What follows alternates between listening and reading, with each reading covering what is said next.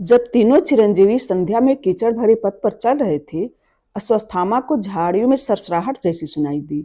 यद्यपि वे तीनों सावधान थे, परंतु इस प्रकार के घात की उन्हें अपेक्षा नहीं थी।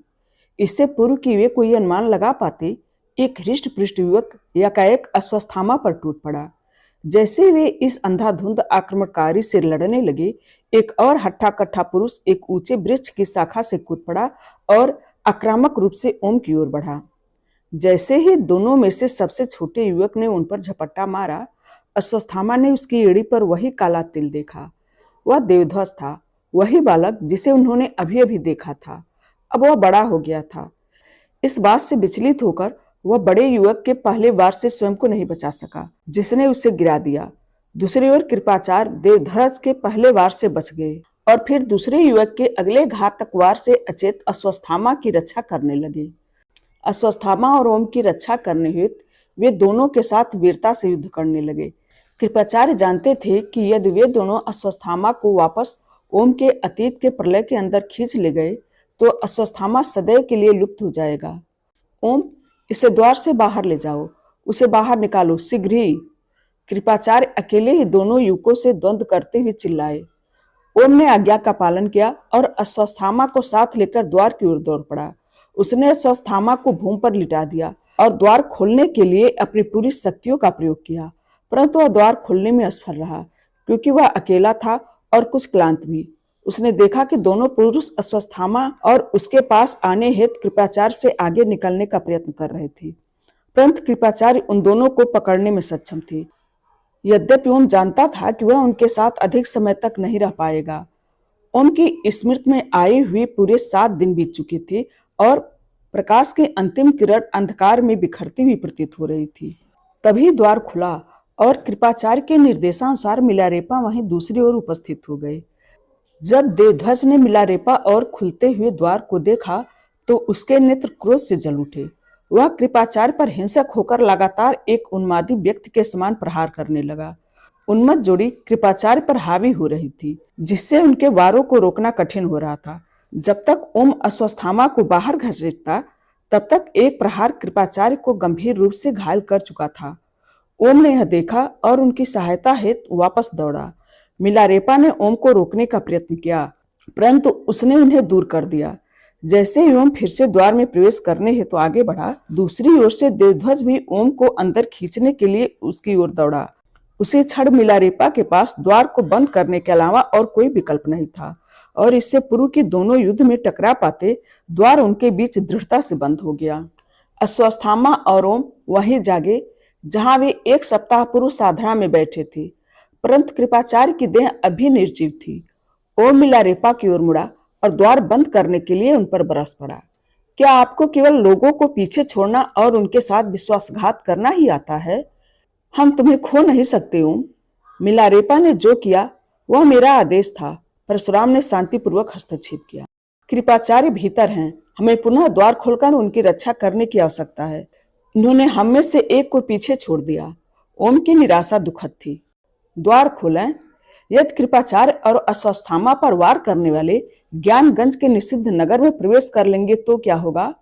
उन्होंने जो किया उसके लिए मिलारेपा को दोष नहीं दिया जाना चाहिए। उन्होंने केवल वही किया जो सबके हित में था। कृपाचार्य वहां हैं क्योंकि तुम अपने मस्तिष्क पर पूर्ण नियंत्रण नहीं रख पा रहे हो। यदि तुम किसी को इस घटना का दायित्व देना चाहते हो तो स्वयं को दो। परशुराम ओम पर चिल्लाए। ओम मौन हो गया। परशुराम को ज्ञात हुआ कि उन्हें ऐसा नहीं कहना चाहिए था। उन्होंने गहरी सांस ली और सांत्वना देने हुए ओम के पास पहुंचे। उन्हें बंदी बनाया जा सकता है या भूख प्यास और घावों से उन पर अत्याचार किया जा सकता है, परंतु वे अंततः अमर हैं। वे मृत नहीं हो सकते।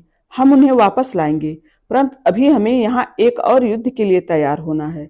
महत्वपूर्ण समय व्यतीत हो रहा है और वर्धमान चंद्र केवल 2 दिन पूर्व है। चलो चलते हैं।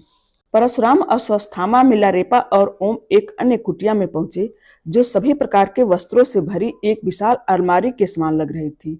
ओम ने उन तीनों को अपनी अपनी योजना के लिए सामान बांटते देखा। जब वे तैयारी कर रहे थे, ऋषि वेदव्यास कुटिया में आए। मुझे एक और स्थान का पता चला है, वो है कुलधारा। कुलधारा का नाम सुन परशुराम के मुख पर चिंता उभर आई। मेरी योजना थी कि कृपाचार्य को मिलारेपा के साथ तेजो महालय भेजा जाए और अश्वत्थामा मेरे पास भीमकुंड आए, ताकि हम ऐसी आकस्मिकताओं से सुरक्षित रह सकें जैसी बृषकप को सहन करनी पड़ी थी। परंतु अब हमारे पास 3 स्थानों की रखवाली के लिए 3 व्यक्ति हैं। कृपाचार्य को यहाँ होना चाहिए था, परशुराम ने उदास होकर कहा।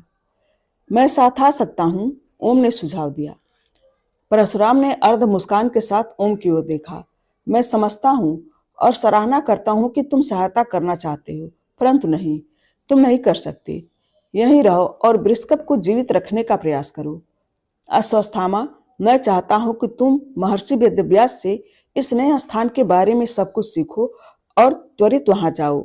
मैं भीमकुंड वापस जाऊंगा क्योंकि हमें और अधिक जनशक्ति की आवश्यकता है। आशा है कि नागेंद्र किसी ऐसे स्थान पर न पहुंचे जिसका ज्ञान वेदव्यास को अभी तक नहीं हुआ हो। पनडुब्बी के निषिद्ध कक्ष में नागेंद्र जाग उठा और एक निंदनीय उत्सव के लिए तालियां बजाने लगा। सूक्ष्म रूप से उसकी यात्रा और देवध्वज के साथ उसकी भेंट सफल हो गई थी। वह कृपाचार्य को ओम के स्मृति में बंदी बनाने में सफल हो गया था, जो निश्चित रूप से उसकी योजनाओं के लिए सबसे शक्तिशाली और सबसे बड़ा संकट था। नागेंद्र ने जाने से पूर्व हाथ जोड़कर छाया को प्रणाम किया। वह वापस तट पर आया और भरतपुर राष्ट्रीय उद्यान में एलएसटी एवं परमल से मिलने हेतु उसने अपनी यात्रा आरंभ कर दी। एलएसटी और परमल को सेतपाल से रवाना हुए कई घंटे हो चुके थे। वे दोनों पूरे समय शांत बैठे थे, परंतु एलएसटी ने अंत में मौन तोड़ दिया। तुमने मुझे इतनी भयातुर स्थिति में डालने का साहस कैसे किया? उस कक्ष में वह कौन प्राणी था? वह देवी भगवती की प्रतिनिधि थी। मेरी माँ भी इस प्रक्रिया से गुजरी थी जब मैं उनके गर्भ में था, और उनसे पूर्व मेरी दादी भी इसी प्रक्रिया का हिस्सा बन चुकी हैं। ऐसा करके हमें यह सुनिश्चित करना था कि तुम जिस शिशु को जन्म दोगी वह अंधा न हो। यह अपरिहार्य था। वह जीव एक सरीसृप था जो जमीन पर रेंग सकता है, वृक्ष पर चढ़ सकता है और पृथ्वी के सबसे गहरे छिद्रों में छेद कर सकता है। उसके पास पंख है जिससे वह आकाश में उड़ सकता है और पानी में जीवित रहने के लिए गल फड़े।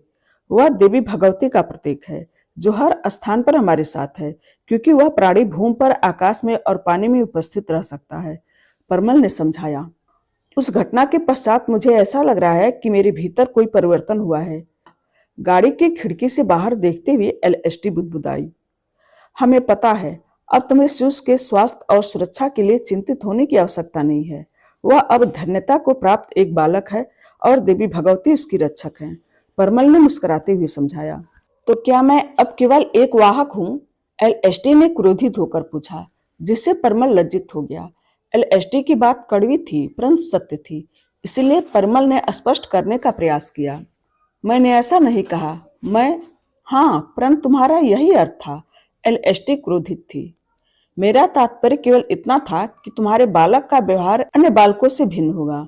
हमने अब तक जो कुछ किया है और नागेंद्र की सेवा करते हुए हमें और क्या करना होगा, इस बात का ध्यान रखते हुए तुम्हें अन्य गर्भवती महिलाओं के समान सतर्क रहने और अपने शिशु को देखभाल करने की आवश्यकता नहीं है, क्योंकि अब वह पूर्ण रूप से सुरक्षित है। वह शिशु तुम्हारा है और तुम उसकी माँ हो। कोई भी इस सत्य को नहीं बदल सकता और कोई ऐसा करने का प्रयास भी नहीं कर रहा है। इसीलिए शांत हो जाओ, हम पहुंचने वाले हैं, परमल ने चर्चा समाप्त करते हुए कहा। गाड़ी रुक गई। वे नीचे उतरे और भरतपुर राष्ट्रीय उद्यान पहुंचे, जहां नागेंद्र उनकी प्रतीक्षा कर रहा था। इस तथ्य से अनभिज्ञ कि नागेंद्र उनसे केवल 1.5 घंटे की दूरी पर था, मिलारेपा आने वाली वर्धमान चंद्रमा की रात पर नागेंद्र के अनिश्चित आगमन की प्रतीक्षा में ताजमहल आगरा के पास उपस्थित था। भरतपुर राष्ट्रीय उद्यान से 14 घंटे की दूरी पर। दूसरी ओर अश्वत्थामा कुलधारा में था और परशुराम भीमकुंड के सरोवर पर पहुंच चुके थे। परमल और एलएसटी राष्ट्रीय उद्यान में गए और वहां खड़े नागेंद्र को देखा।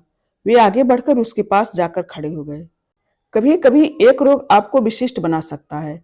नागेंद्र की दृष्टि दूर घने वन को देख रही थी। फिर वह उन दोनों की ओर मुड़ा। मोर अपने आकर्षक रंगों के लिए जाने जाते हैं, परंतु क्या तुम जानते हो कि सफेद मोर की भी कोई प्रजाति होती है?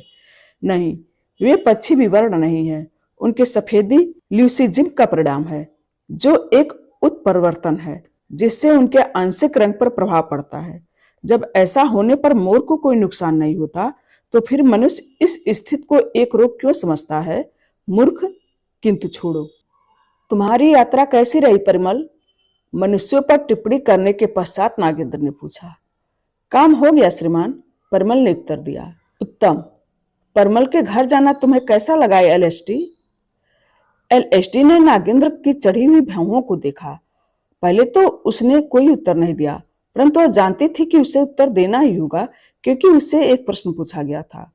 उसने पहले परिमल की ओर देखा, फिर कहा, काम हो गया श्रीमान। परिमल को लगा कि वह केवल नागेंद्र के प्रश्न का उत्तर ही नहीं, अपितु उसके लिए एक ताना भी था। नागेंद्र उनके बीच की आशाओं, निराशाओं, आक्रामकता और समर्पण को भाप सकता था। वह एलएसटी के पास गया और उसके सामने घुटने टेक कर बैठ गया। उसने उसका वस्त्र उठाया और गौर से उसके पेट को देखा, जो मध्य में अब चमकीले रंग का हो गया था।